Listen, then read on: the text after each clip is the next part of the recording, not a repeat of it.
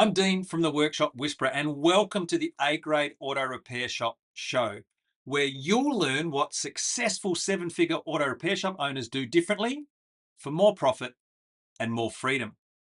In this episode, I'm going to walk you through the difference between clarity and motivation and explain to you very clearly why your team does not need to be more motivated. See, when performance slips, most auto repair shop owners think to themselves, my team just isn't motivated. And that belief feels reasonable. It even feels fair. And in many cases, it seems like the obvious explanation. But in reality, it's usually the wrong one. Because you don't have a motivation problem, you have a clarity problem. Now, if this episode hits a nerve with you at some point in time, know that we've got a free Inducting for Excellence guide that you can download. It's going to show you how to set expectations clearly from day one so that your team knows exactly how to win. Don't grab it just yet. Just know that it's there. We'll come back to it a little bit later. See, most teams aren't underperforming. In many cases, they're simply hesitating. This is where standards are assumed, expectations shift, and almost all decisions for how a day is meant to go or how jobs are meant to run lives inside the owner's head. So from your team's point of view, the goalposts keep shifting.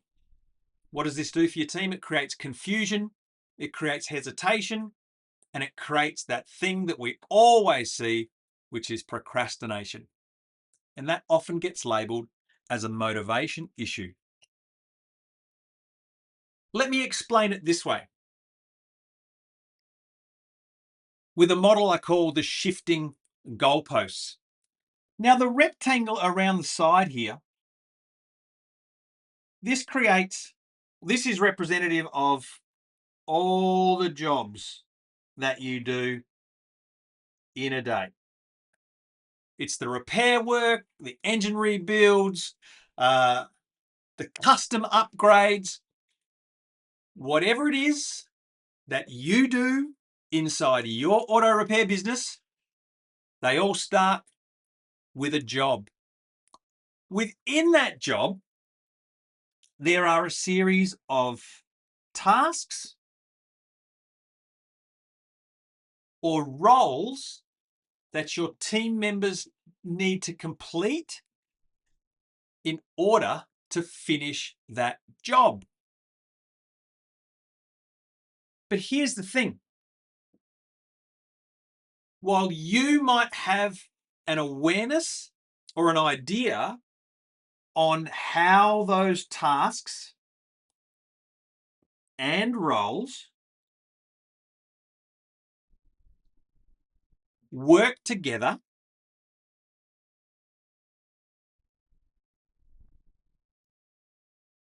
in a very clear and coordinated sequence to finish the job, if that's not made clear to your team, or if from job to job, some of the roles start changing, or some of the tasks keep moving,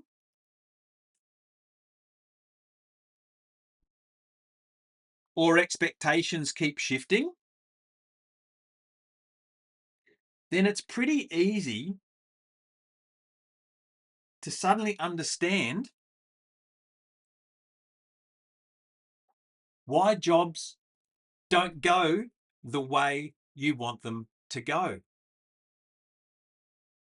It's really easy to make sense of why your teams feel confused, why their productivity drops, why they keep running to you to ask questions, and why you keep needing to go back to check, recheck, and triple check their work just to make sure that all the roles, all the tasks inside that particular job have been done not just in order, but to your standard and your expectations. So the first thing to understand here is that we need to stop shifting goalposts because it increases confusion in your team but reduces confidence at what a complete job looks like and what a good job should run like.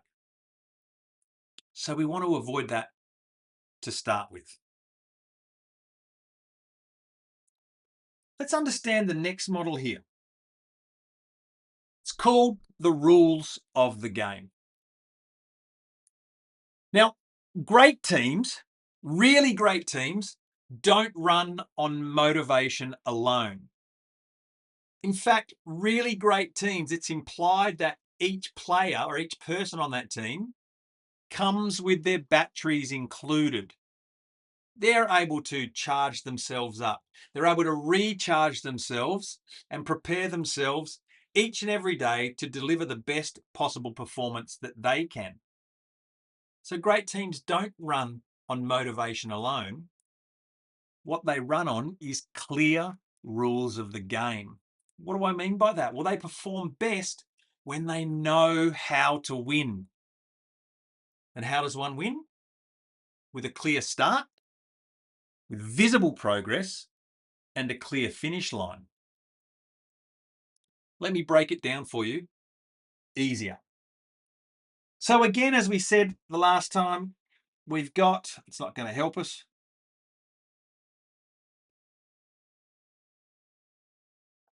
You allocate or assign a job to someone on your team. Let's think of a technician. It's the easiest role to think about here. But rules of the game apply for every role you've got inside your auto repair shop, be it from administrative to service advising to parts interpreting to mechanical repair work to leading hand to workshop manager, all the way up, including your role as the owner or the CEO of your auto repair shop.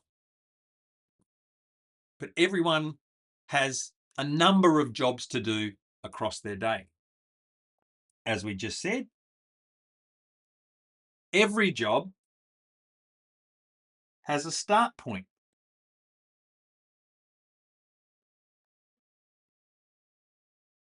And every job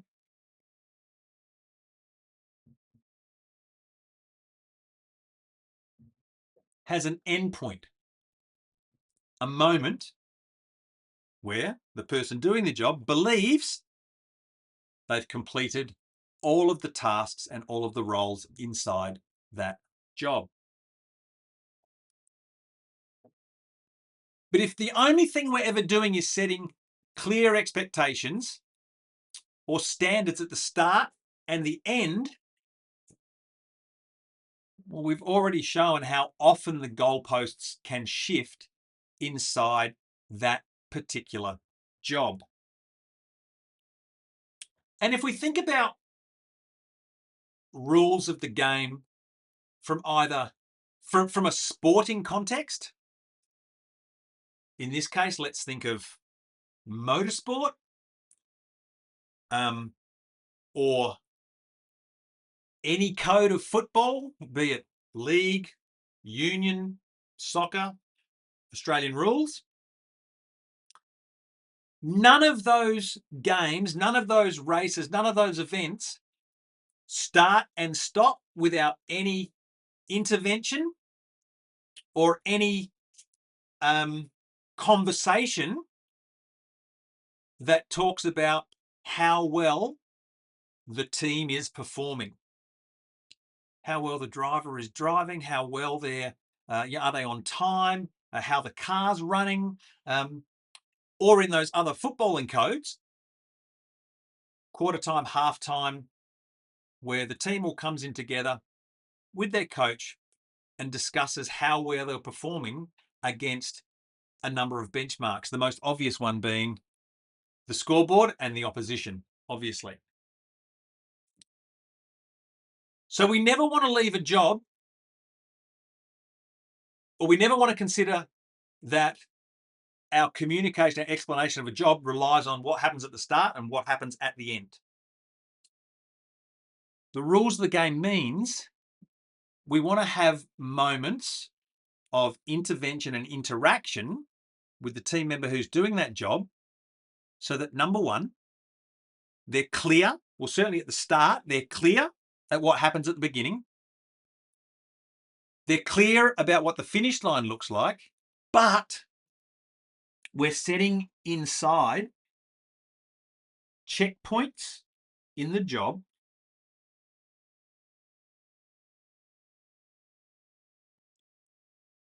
where you can ask them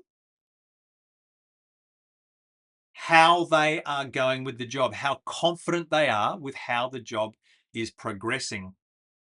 And that word progress is so important. A number of years ago, there was a book written by a gentleman called Dr. Jason Fox. He wrote a book called The Game Changers. And in his research, he wanted to look at how online gaming, computer gaming, had become so popular and how that might relate to work. And here's what he found that was most interesting. From his research, he discovered that the number one motivator for a human being is visible progress. It's someone being able to see the progress that they're making in whatever they're pursuing at the time. Job, career, family, relationships, health, wealth, you name it. The number one motivator for all of us is visible progress. So when we ask someone to start a job and then we tell them, or then we say to them, let me know when you're finished, depending on the size of that job, it might be days before the job is done. Again, we know that creates plenty of available time for the goalposts to shift, for confusion to reign, and for frustrations to explode. But when we have a clear process that signals a job is starting, we have a clear process for signing off or saying the job is complete, but in between we have a series of checkpoints.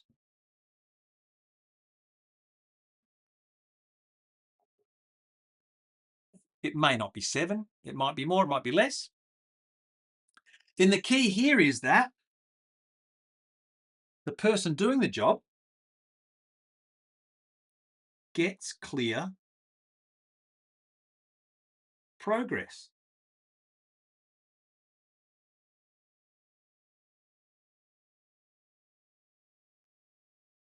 And they don't have to think about the whole job. They just need to work towards the successful completion of that stage of the job. Now, here's another interesting fact from that book, The Game Changers. Dr. Fox discovered that the human brain counts like this: 1, 2, 3, 4, lots. And if you give your team more instructions than their brain can handle, then guess what happens? We go back to chaos, or at least there's chaos inside their own head. So when you give your team members lots of instructions, you've already created an expectation. Well, you've got an expectation inside your own head that not only are they going to remember them, but they're going to remember them accurately, and that the job will be done exactly as you were expecting. Now, the definition of disappointment is an expectation that's not been met. But what we learn here is that between each stage, if what we do along that path is we just give 1, 2. This is so difficult to do with an arm and a cast. If all we do is provide, here we go, 1, 2, 3 instructions there, Maybe here we give 1, 2, 3, 4. Maybe here it's just 1, 2, 3. Maybe here it's just 1. Maybe here it's 1, 2, 3, 4. And maybe here it's 2. Well, your team member is more likely to clearly recall and remember your instructions. They're going to be more confident about what to do. Therefore, their confidence therefore they can see progress. They're going to move to complete those tasks in the order that you'd asked. But when you come back and check in, or you ask them to come and find you to check in, then they're able to meet your expectation and maintain your standards more often, more frequently, and more accurately inside that job. So there's a clear start point for them. Your technician and yourself both get to see visible progress on that job. And you're always working towards a clear finish line.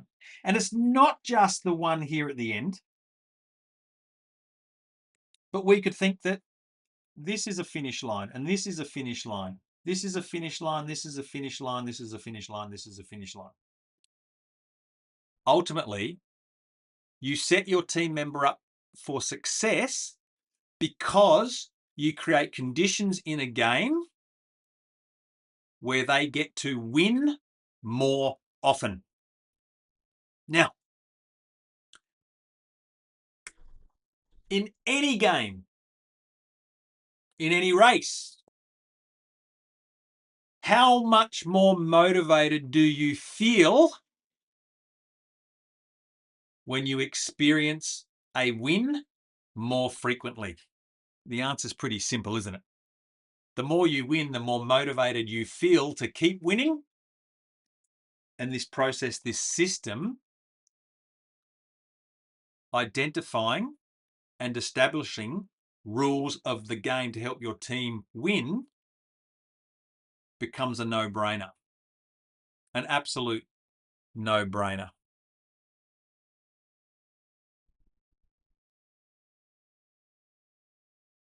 Just had a pop up on my screen there. Now, so what are we learning quickly? Let's just review. First off, your team doesn't have a motivation issue. They have a clarity issue. The expectations and the standards, or the expectations you have for your team and the standards you want from your team inside the jobs that you're asking them to do, that you're paying them to do, may be very clear to you. But if that all lives inside your own head, one of two things happen. Well, number one, they get confused. They don't remember what it is that you ask them to do, or what success looks like, what good work looks like. So they're slow to get the jobs done, or they keep coming back to you to ask what you wanted them to do. So their confusion goes up, your frustration goes up, goalposts keep shifting. You as the owner keep thinking, well, God, these guys just aren't motivated. Like, so hard to find good staff. It's just easier for me to do it myself. But it's because of these shifting goalposts that neither you or your team member is working the way each of you want, or making the kind of progress that would have you believe you've got a motivated team. And the second part is that we don't establish, or you haven't established, clear rules of the game. Again, it's no one's fault. There's no blame here. There's no judgment. Most auto repair shop owners running a team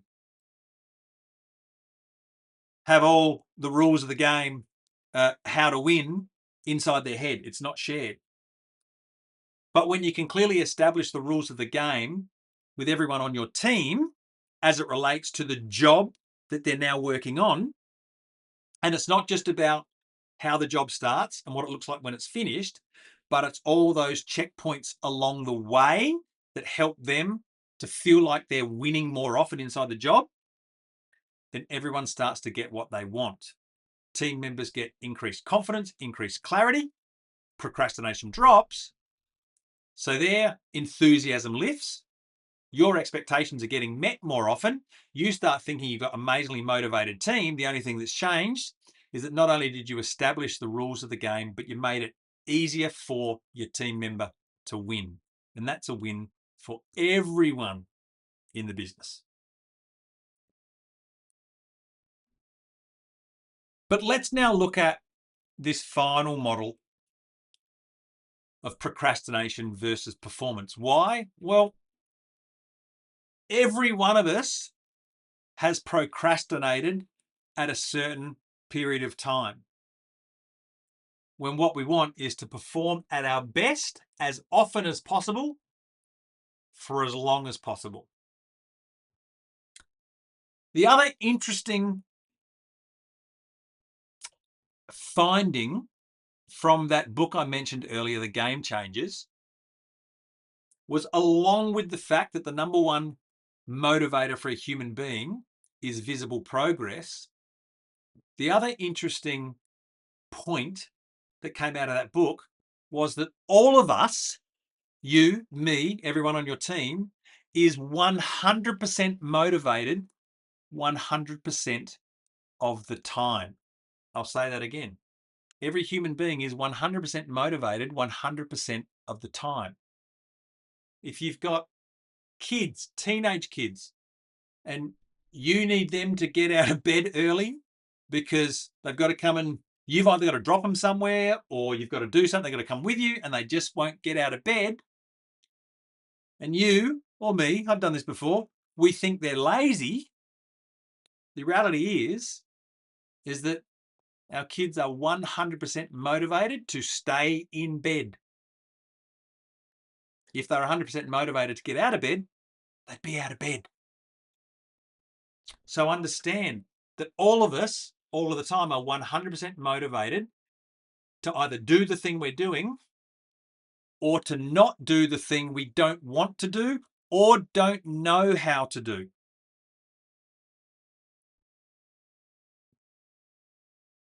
So the key here when it comes to performance is that performance improves when procrastination is reduced.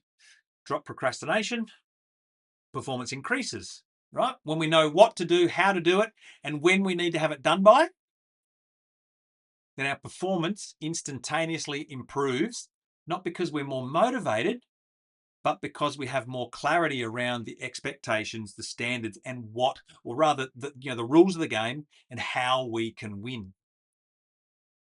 So understand that procrastination isn't laziness. Procrastination masks uncertainty. So clarity removes hesitation and momentum replaces motivation. As another example here, we have two jobs. We've got job one, job two. Job two, sure, we may have an understanding of what the start looks like, and maybe we've communicated to the team what the job looks like at the end. And perhaps we've given them some understanding of what the job is, like we verbally told them, but there's no documented processes. There's no system to follow. There's not any real, maybe it's a vague set of instructions.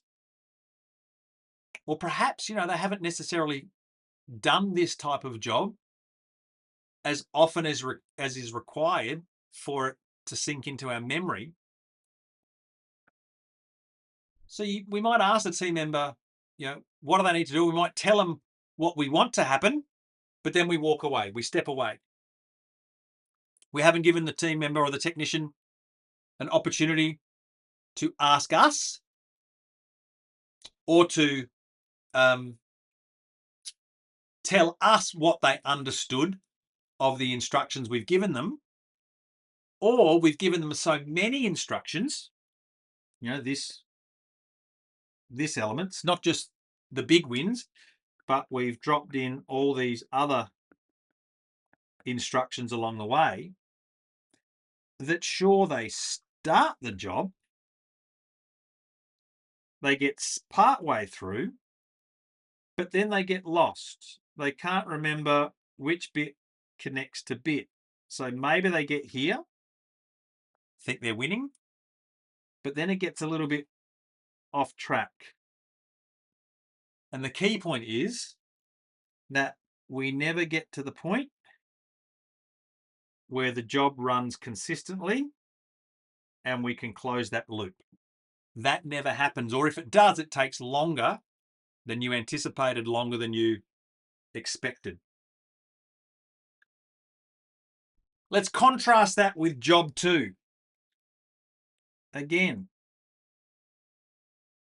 we have a clear start point. We establish with the team member what win number 1 looks like, what win number 2 looks like, what win number 3 looks like, what win number 4 looks like, and what the successful completion of that job actually includes.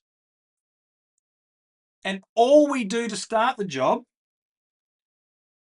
is simply set them the first 1, 2, 3, or 4 tasks. So they get on and do that.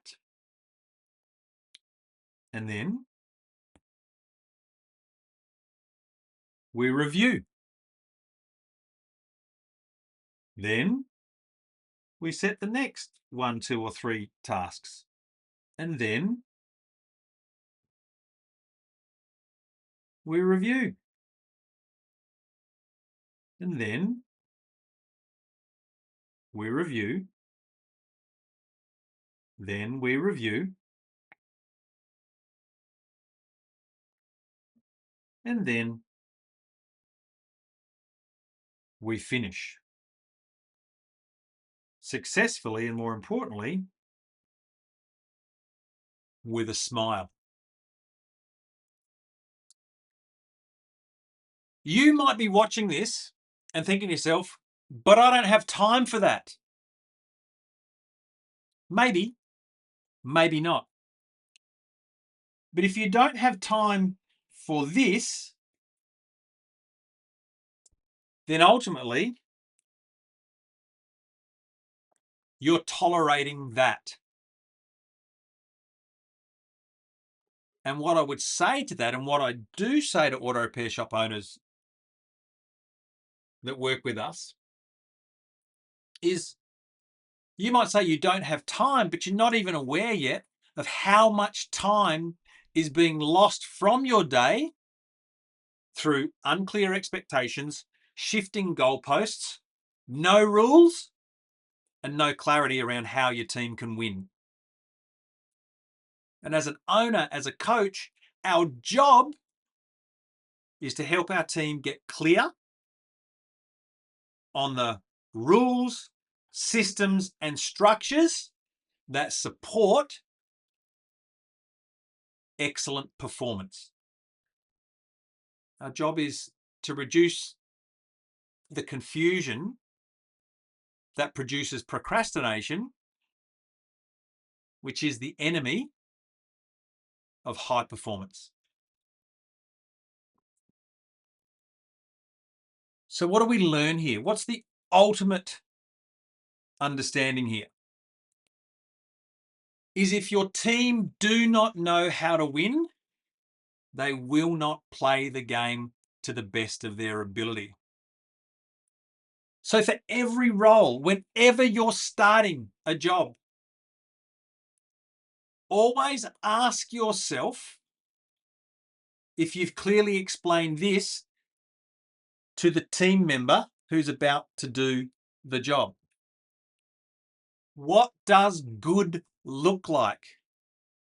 If you cannot clearly articulate the standard to your team, do not be disappointed when that standard is not met.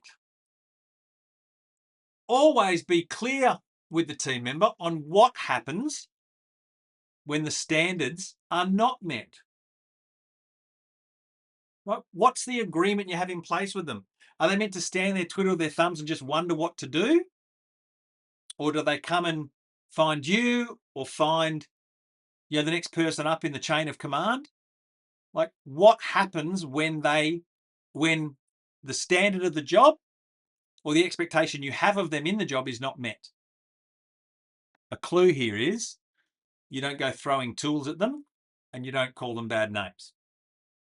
And the final question to ask yourself at the start of every job is, who decides when the tasks have become unclear? Is it the team member or is it you? So we asked, what does good look like? What happens when standards are not met or when expectations are not met? And who decides when the job or the tasks have become unclear? Because if those questions or the answers to those questions are not clear, then your team's performance will always feel inconsistent. And not because your team doesn't care, but because the system you have lacks clarity, or the rules that you have, or they don't know how to follow the rules that you've got. I want you to remember this. Motivation fluctuates. We are 100% motivated 100% of the time, but that doesn't mean we're fully charged. Sometimes we only have 70% to give, but if we give 100% of that 70%, we're giving our best. So motivation fluctuates, but clarity holds. Meaning, when our goalposts stay in the same spot, our motivation might fluctuate, but our clarity remains the same. We know exactly what we're aiming for all the time. So your team doesn't need more encouragement. They just need fewer moving goalposts. And they don't need to feel inspired. They just need to know how to win. Now, if this episode has you thinking differently about your auto repair business, and you want to see how we help auto repair shop owners escape overwork and build businesses that don't depend on them, you can learn more by simply clicking the links in the description below. There's no pressure, there's no sales calls, just clear information so you can decide if now is the right time and we're the right fit to get some help with your auto repair shop. And I'll see you for the next episode of the A Grade Auto Repair Shop Show.